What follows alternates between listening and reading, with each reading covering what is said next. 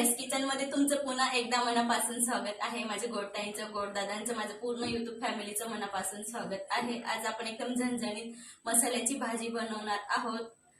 अगदी पाहुणे आले तरी तुम्ही बनवू शकतात, खायला बी खूप छान लागते. चला मग न वेळ घालवता आपण रेसिपीला सुरुवात करूया. सर्वात आधी आपण इथं वाटण तयार करून घेऊया मसाल्याची भाजीसाठी.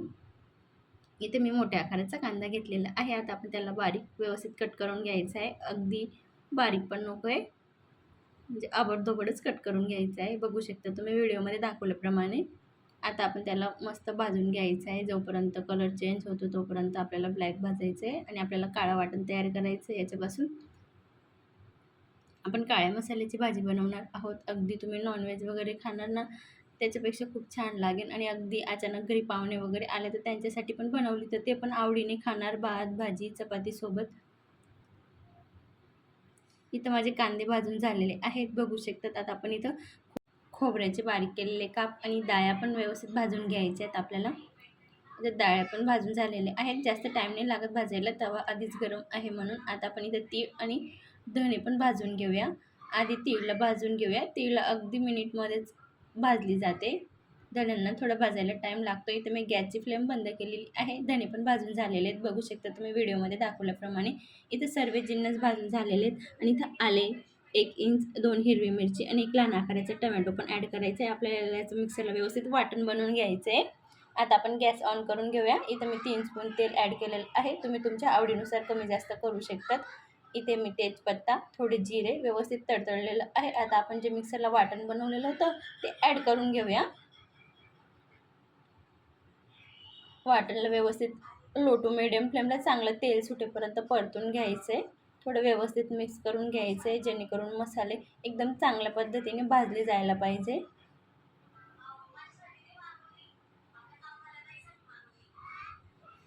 बघू शकतात तुम्ही, खूप छान पद्धतीने आपलं वाटण तेल सोडायला लागून गेलं. आपण आता त्याच्यात एक एक करून मसाले ॲड करूया. मी इथे 2 स्पून लाल तिखट, अर्धा स्पून हळद आणि 1 स्पून गरम मसाला, हाफ स्पून जिरा पावडर ॲड केलेली आहे.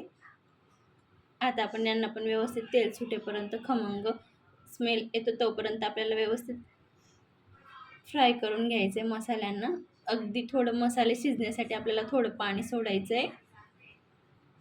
यात तुम्हाला जास्त तरी वगैरे खात असणार किंवा तुम्हाला तरी म्हणजे पाहिजे असेल तर तुम्ही यात थोडं काश्मीरी किंवा कलरवालं लाल तिखटचा वापर यूज करू शकता. मी इथं बेसिक जे किचनमध्ये नॉर्मल लाल तिखट असतं, अगदी त्याला कलर पण नाही आहेत, तर मी ते लाल तिखट वापरलेलं आहे. पण तुम्हाला तरी वगैरे पाहिजे असेल तर भाजीला, तर तुम्ही ते आवर्जून वापरा. बेडकी मिरची पावडर बी वापरली तरी चालेल, त्याच्याने पण खूप छान कलर येतो. आता आपल्याला हवं तेवढं आपण पाणी ॲड करून घेऊया.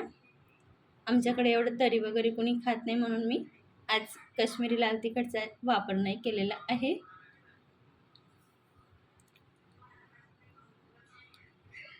मी तर गरम पाणी ॲड करते आणि तुम्ही पण गरम पाणीचाच वापर करायचा आहे. कोणत्याही मसाल्याची भाजीला गरम पाण्याने छान टेस्ट येतो. इथं मी बेसन पीठ, लाल तिखट, जिरा पावडर, थोडं जिरा आणि हळद आणि चिमूटभर नमक आणि बारीक चिरलेली कोथिंबीर.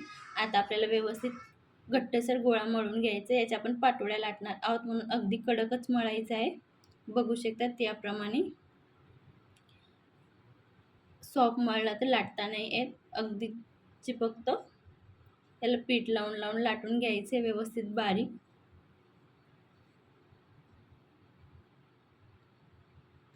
बघू शकता तुम्ही व्हिडिओमध्ये दाखवल्याप्रमाणे मी खूप बारीक लाटून घेतलेलं आहे पीठ टाकून. या पद्धतीने आपल्याला बारीक लाटायचं आहे. आता आपण पाटोळी कट करून घेऊया. अगदी तुम्हाला हव्या त्या आकारात तुम्ही कट करू शकतात, पण मी पाटोळीच्या आकाराने कट करते. बघू शकता तुम्ही व्हिडिओमध्ये दाखवल्याप्रमाणे, बनवायला खूप सोपे आहे.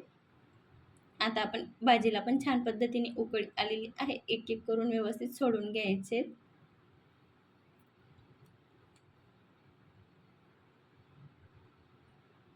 बघू शकतात खूप छान पद्धतीने मी कट पण केलेले आहेत. तुम्हाला म्हणून एक जवळून दाखवते.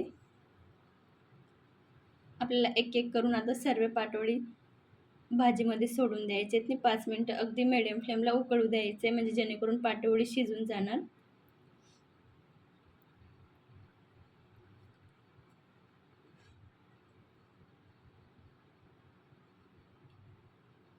इथं माझे सर्व पाटवडी सोडून झालेले आहेत. आता आपण व्यवस्थित मिक्स करून घेऊया. हे भाजीमध्ये सोडल्यानंतर थोडं फुलतात आणि क्वांटिटी पण जास्त होते त्यांची. आता आपल्याला 5 मिनिटं चांगली उकळू द्यायची भाजीला. बघू शकता की छान पद्धतीने उकळलेले आहे आणि मी कोणताही कलरवाला तिखट नाही वापर केलेला आहे, पण तरी नॉर्मल बेसिक सार आलेली आहे. बघू शकता तुम्ही व्हिडिओमध्ये दाखवल्याप्रमाणे. मी दुसऱ्या गॅसवरती भात लावून घेते. इथं आपण आता बारीक कट करून कोथिंबीर ॲड करूया. इथं आपली कंप्लीट भाजी पूर्ण तयार झालेली आहे. बघू शकता तुम्ही व्हिडिओमध्ये दाखवल्याप्रमाणे. अगदी तुम्ही चिकन वगैरेला पण मागे टाकेन या पद्धतीने ही भाजी बनवली तर तुम्ही भातासोबत, चपातीसोबत, भाकरीसोबत खाऊ शकतात. अगदी घरचे चाटून पुसून खाणार गॅरंटी देऊन सांगते. चला मग अशाच छानशा रेसिपीसोबत भेटूया. तोपर्यंत मस्त खा, स्वस्त राहा, सर्वात महत्त्वाचा आनंदी राहा. पुन्हा भेटूया. तोपर्यंत धन्यवाद.